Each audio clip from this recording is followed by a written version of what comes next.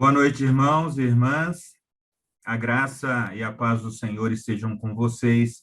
Eu trago um abraço da IPI de Vila Sônia, do Conselho da IPI de Vila Sônia. A gente tem podido desfrutar da comunhão e da amizade do reverendo Vardilei, do Conselho da IPI do Parque IP. Então, é muito bom poder reencontrá-los, ainda que seja à distância. Eu quero convidá-los para a leitura bíblica que está em 2 Reis, capítulo 7. Segundo livro dos Reis, capítulo 7, dos versos 3 ao verso 9, eu gostaria que você acompanhasse a leitura que eu farei. 4 homens que sofriam de uma doença contagiosa da pele estavam do lado de fora dos portões da cidade de Samaria. Eles disseram uns aos outros: por que ficamos aqui sentados esperando a morte? Não vale a pena entrar na cidade, porque lá iríamos morrer de fome, mas se ficarmos aqui, também morreremos. Então, vamos então para o acampamento dos sírios. Se eles nos deixarem viver, ficaremos vivos. Se nos matarem, bem, nós vamos morrer de qualquer jeito. E assim, quando começou a escurecer, eles foram para o acampamento dos sírios. Porém, quando chegaram, não havia ninguém lá. Deus havia feito com que os sírios ouvissem um barulho que parecia de um grande exército, com cavalos e carros de guerra. Então eles pensaram, que o rei de Israel havia pago os reis dos heteus e dos egípcios e os seus exércitos para os atacarem. Por isso, ao anoitecer, os sírios haviam fugido para salvar a sua vida, abandonando barracas, os cavalos e jumentos e deixando o acampamento como estava. Quando os 4 homens chegaram ao acampamento, entraram numa barraca, comeram e beberam do que havia ali, e pegaram prata, ouro e as roupas que acharam. Depois saíram e esconderam tudo. Aí voltaram, entraram em outra barraca e fizeram a mesma coisa. Mas então disseram: nós não estamos agindo bem. Temos boas notícias e não devíamos ficar calados.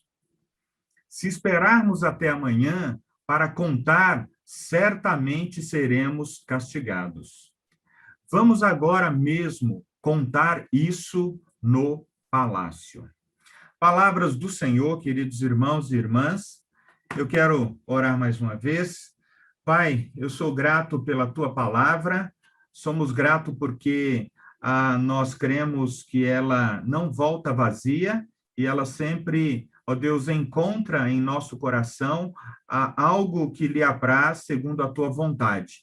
E nós pedimos, Pai, que neste momento, Senhor, abra o nosso entendimento, abra o nosso coração para que a gente possa acolher a tua palavra com alegria. Em nome de Cristo Jesus, nós oramos agradecidos. Amém. Amém. Queridos, o tema que Deus colocou no meu coração para essa noite é exatamente esse. Em tempos de crise, deixe um legado. Em tempos de crise, deixe um legado. Vejam só, o texto que acabamos de ler, ele com certeza, ele traz para você e para mim um desafio de nós vivermos o tempo de crise e deixarmos um legado, né? E deixarmos uma marca, e deixarmos algo que vai ficar para gerações, né? Interessante que ontem, interessante no sentido do legado, né? Ontem passou para o Senhor uma senhora aqui da igreja de Vila Sônia, Dona Elisena, de 94 anos. E, embora foi um sepultamento restrito a 8, 10 pessoas, eu estava ali, né, como pastor, para deixar uma palavra. E uma palavra que eu pude deixar a respeito de Elisena e o seu legado era de que ela era uma mulher de fé e cultivava uma amizade íntima com Jesus. E, normalmente, Deus a ouvia. Deus a ouvia. Queridos, em meio à crise pandêmica que nós vivemos, e até mesmo o perigo de morte, nós podemos ter esperança. Podemos ter esperança. Neste capítulo 7 de 2 Reis, né, em todo o capítulo, ele se dá no tempo em que Eliseu profetizou sobre Israel que haveria uma grande fome em Samaria. A situação era a seguinte, o contexto era o seguinte, bom, o rei da Síria, Ben-Hadad, ele juntou todo o seu exército para cercar Samaria. Uma segunda situação desse contexto é que ninguém podia entrar ou sair da cidade que mantinha os seus portões fechados e fortemente guardados. Uma outra situação é que, então, a fome chegou, né? Aquela cidade totalmente cercada, não chegava suprimentos, a fome chegou em Samaria. O desespero foi tão grande, que algumas mães e pais praticaram aquilo que o texto lá em 2 Reis, no capítulo 6, no verso 28 e 29, diz que os pais e mães, eles comiam seus próprios filhos, né? O canibalismo. Eles comiam seus próprios filhos por causa da fome. E eles perguntavam, olha, depois de amanhã, daqui 2 dias, quem será o próximo? Tamanho desespero. O rei ficou tão revoltado com a situação que ele culpou o profeta Eliseu. No meio dessa história, queridos irmãos e irmãs, surgem 4 homens, personagens que eu vou chamar de improváveis, né? Improváveis por quê? Porque, além de pessoas comuns, eles eram leprosos. Eles eram 4 homens leprosos que, em razão da sua doença, eles deviam ficar afastados da cidade. Eles deviam ficar em isolamento social, marginalizados. É por isso que eles não estavam presos na cidade quando, então, fez-se o cerco. Além da enfermidade, queridos irmãos e irmãs, eles passavam também fome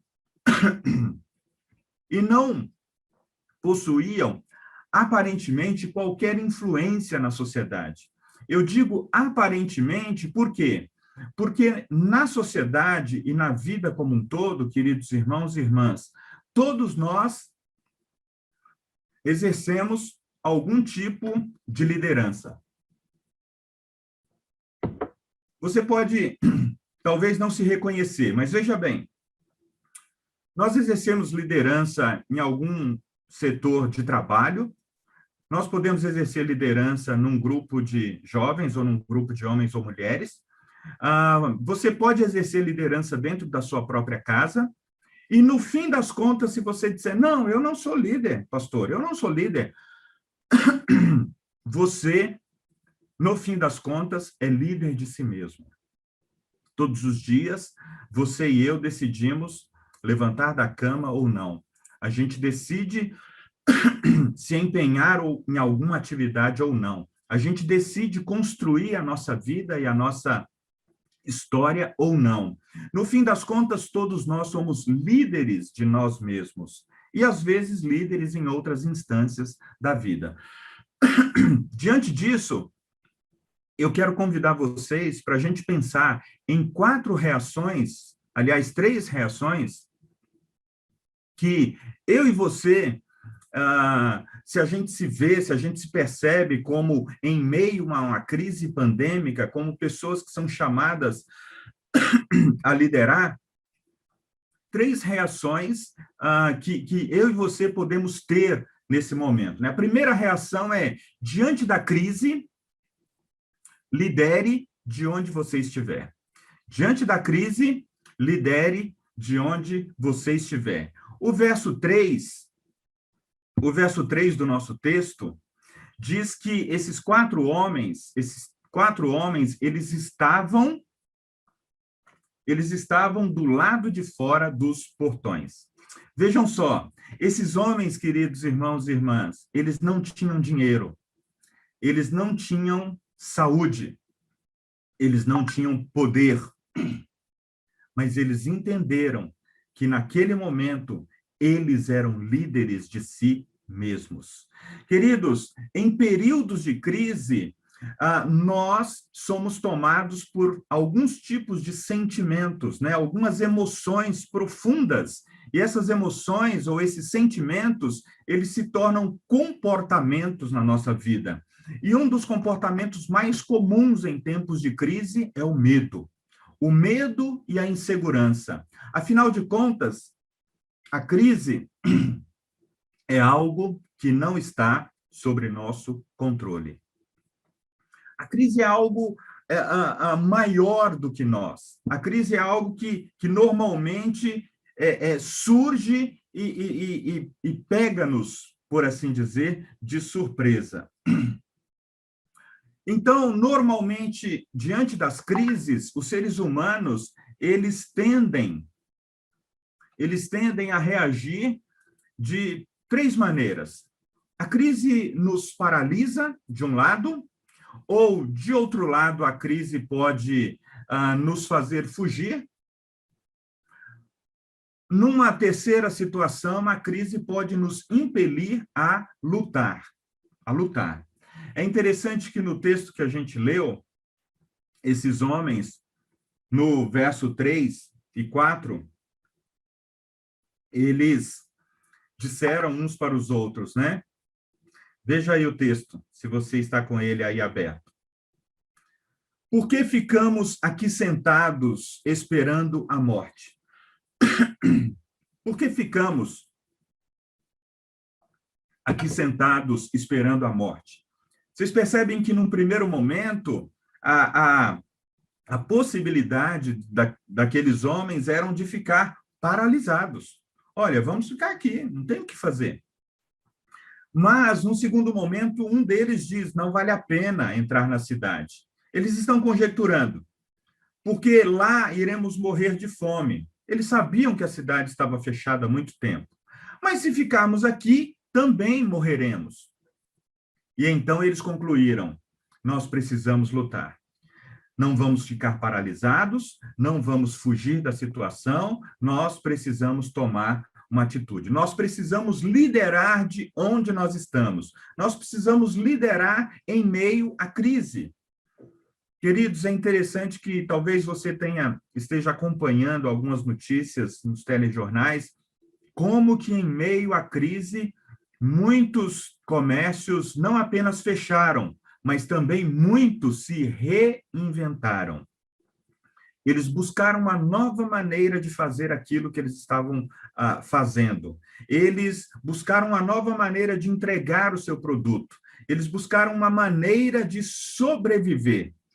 Quando, para muitos, esse poderia ser um momento de paralisar e morrer, ou de fugir e, ao mesmo tempo, ser profundamente atingido pela crise, para alguns, esse foi um tempo de oportunidades. Aí eu perguntaria para você e para mim, né?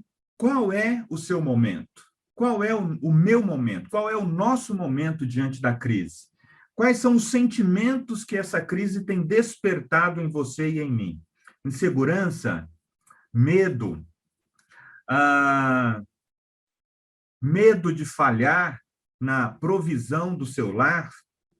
Naquilo que estava planejado para você e para sua família? Medo de falhar na sua relação com Deus, já que a gente vive um período longo de distanciamento social e talvez para você não ter a comunhão dos irmãos esteja sendo um desafio muito grande, manter a sua comunhão com Deus igualmente um desafio ainda maior. Qual tem sido o seu sentimento nesse período? Queridos, nós podemos reagir semelhantemente a esses 4 homens que disseram: nós não podemos paralisar, nós não podemos ficar esperando a crise passar. Afinal de contas, nós não temos poder nenhum sobre a crise. Ela pode, inclusive, se alongar por muito mais tempo. Então, eles decidiram lutar. Isto é, eles decidiram entrar no acampamento dos sírios. Queridos, a ciência que estuda a maneira como o nosso cérebro reage às situações adversas, diz que o nosso cérebro, ele, diante das ameaças, ele costuma mandar uma mensagem buscando novos caminhos neurais. Isto é, identificando qual é a situação que nós estamos vivendo, isto é, qual é o problema, o que nos aflige, e, assim, mandando uma resposta para que haja uma reação. Deus permitiu que eu e você estivéssemos aqui. E nós precisamos, de alguma forma, falar sobre isso, né? Falar sobre as dores que estão presentes no mundo, falar sobre as pessoas queridas que nós estamos perdendo, falar sobre amigos que estão perdendo também os seus entes queridos, e identificar qual é o sentimento mais presente na maioria de nós em meio a essa crise. E qual é a reação, como que a gente vai liderar a nossa própria vida e as nossas emoções nesse período tão difícil. Isto é, liderar de onde nós estivermos. O medo, ele faz parte da existência humana. O medo, ele é um sistema de proteção, inclusive, para a gente se proteger, para a gente não se arriscar muito e para a gente manter a nossa sobrevivência como espécie. Mas, ao mesmo tempo, o medo é aquele que nos enche muitas vezes diante das oportunidades e nos fazem avançar. E aí nós podemos dizer: eu decido lutar, mesmo quando estiver paralisado ou em fuga. E isso nos leva, queridos, para a segunda reação que eu e você podemos ter diante desse texto. A segunda reação é: diante da crise, reconheça o favor de Deus.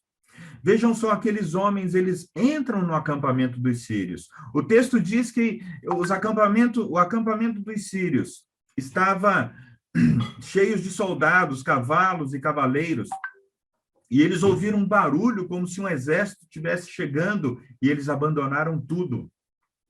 E quando aqueles 4 homens entram no acampamento dos sírios, eles encontram, então, o favor e a provisão de Deus.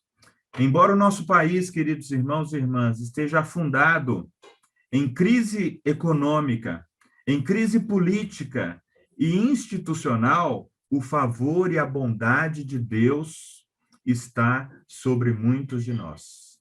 E nós precisamos reconhecer isso. Os homens, ao entrarem ali, eles comeram, diz o texto.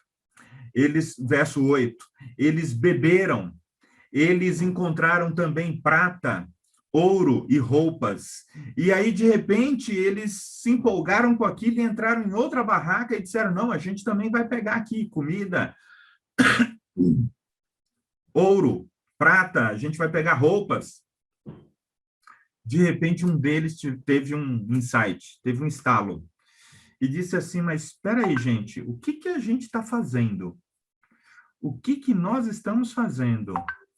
Eles reconheceram que eles estavam diante do favor e da bênção de Deus.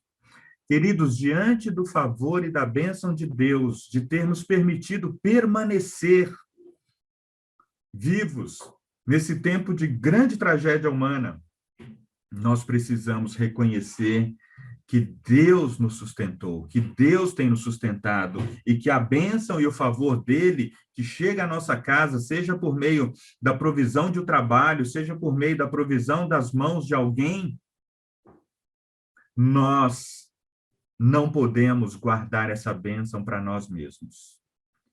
Isso é sempre um convite para que a gente possa deixar uma marca, deixar um legado, deixar a nossa história. Esse é sempre um convite para a gente tomar iniciativas que preservem não somente a nós mesmos, mas também aqueles que estão ao nosso redor.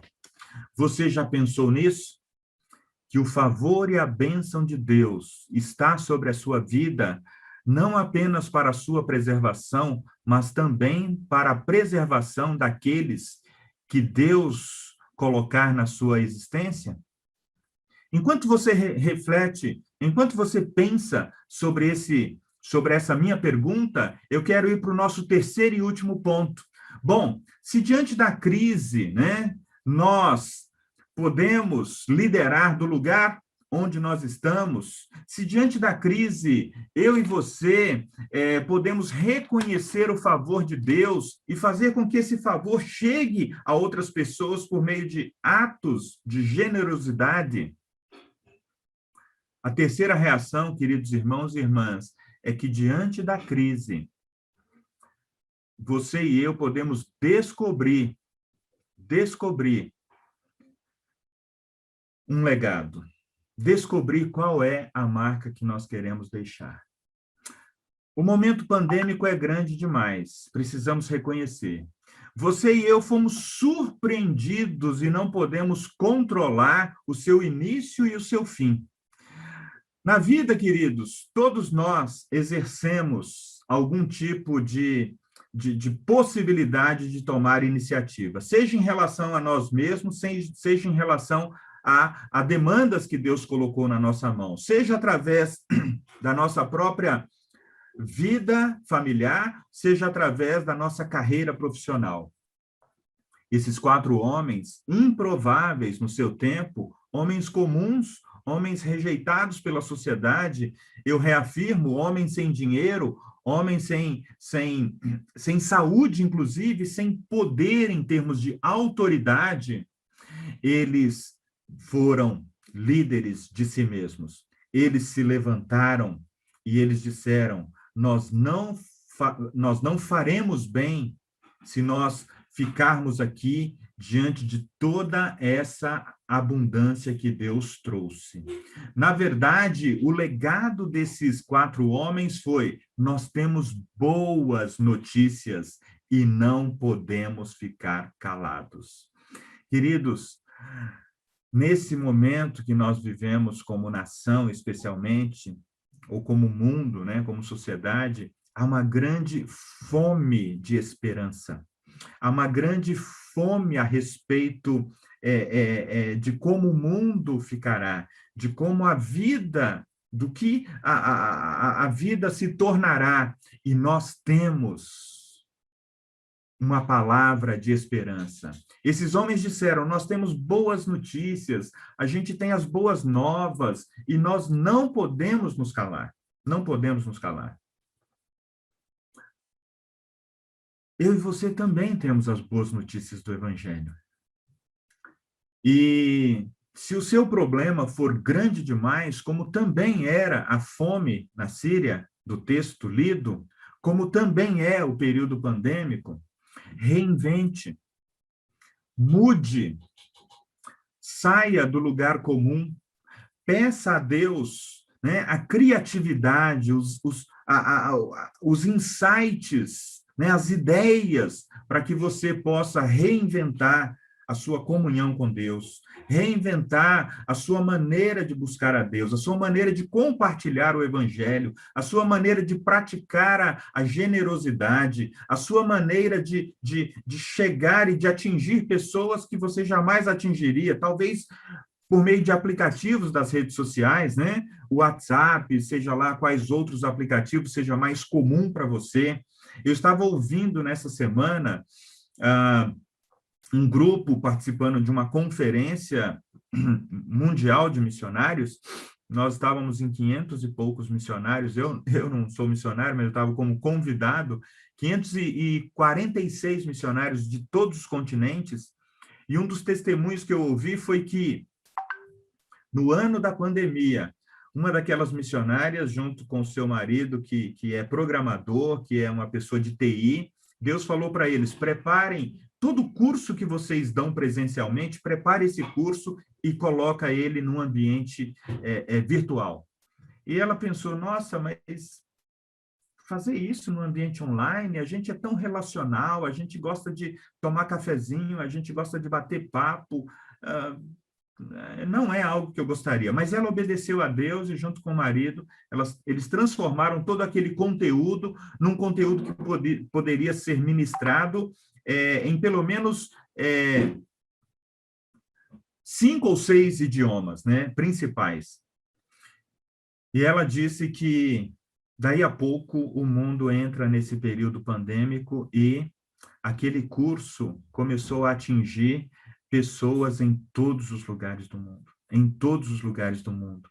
E aquele curso ele era chamado de treinamento para fazedores de discípulos. E na mesma conferência, uma das pessoas que recebeu esse treinamento na Índia, ela começou compartilhando o evangelho no seu povoado e já tem mais de 10 mil novos crentes reunindo de casa em casa naquela região por meio desses treinamentos. Aqui no Brasil, em tantos outros lugares, também tem chego por meio dessa ferramenta. Queridos, como você e eu podemos deixar o nosso legado? Como você e eu podemos deixar a nossa marca? Nós não podemos fazer nada de nós mesmos. Nós não podemos fazer nada de nós mesmos. A palavra de Deus diz, sem mim, nada vocês podem fazer. Mas, cheios da graça, convictos da esperança, e tendo a palavra do evangelho da salvação no nosso coração, nós podemos, queridos, nós podemos buscar uma maneira de obter uma melhor renda ou uma renda diferente para aquele que trabalha como autônomo nesse período. Nós podemos buscar uma nova profissão ou uma nova carreira e, ao mesmo tempo, compartilhar as boas novas de Jesus. Nós podemos dar uma contribuição social, participe das ações sociais da sua igreja e, ao mesmo tempo, quem sabe, talvez Deus esteja te chamando para fazer algo fora dos portões da sua igreja. E, finalmente, você pode dizer ao mundo que você carrega as boas notícias do Evangelho, as boas novas da salvação, e que você tem urgência em compartilhá-la. Porque aqueles 4 homens, eles terminam dizendo que não apenas eles não podiam ficar calados, mas eles disseram: olha, a gente não pode nem esperar até amanhã, porque amanhã pode ser tarde. E se o rei souber que a gente ficou esperando um dia, ele vai ficar bravo conosco. O Rei dos Reis, o Senhor dos Senhores, ele não fica bravo conosco nesse sentido. Mas ele sabe que a mensagem do Evangelho é urgente. É urgente, porque a cada dia milhares e milhares de vidas se perdem. Eu quero terminar, queridos, convidando você para orar e dizer: Senhor, pelo que o Senhor gostaria que eu fosse lembrada, que eu fosse lembrado. Coloque essa expectativa diante de Deus, coloque essa oração diante de Deus e deixe que o Espírito Santo inspire o teu coração para que você viva esse tempo de crise não paralisado, não fugindo, mas lutando. E ainda que paralisado ou fugindo, você encontre forças em Deus para levar adiante o evangelho da graça, o evangelho da salvação, e deixando um legado para você, para sua casa, para sua família, para o ambiente que Deus te conduzir. Pai, em nome de Jesus, nós estamos diante da tua palavra e nós pedimos a Deus. A gente não quer ser inventores nesse tempo pandêmico. A gente não quer fazer nada de nós mesmos.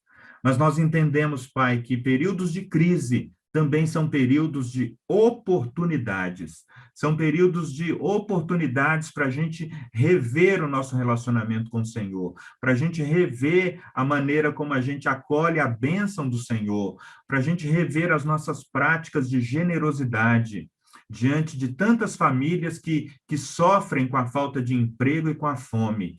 Diante da crise, Pai, o Senhor nos chama para rever, quem sabe, a nossa carreira, a nossa profissão, o nosso trabalho autônomo, as ações que a gente tem dentro da família ou na vizinhança, a maneira como a gente utiliza os recursos tecnológicos e as redes sociais. Pai, ajuda-nos, Senhor, a revisar tudo aquilo que nós somos, tudo aquilo que nós fazemos, porque nós queremos, ó Deus, ser um instrumento nas suas mãos, como pessoas comuns, para deixar um legado para a glória do teu nome. Amém. Amém.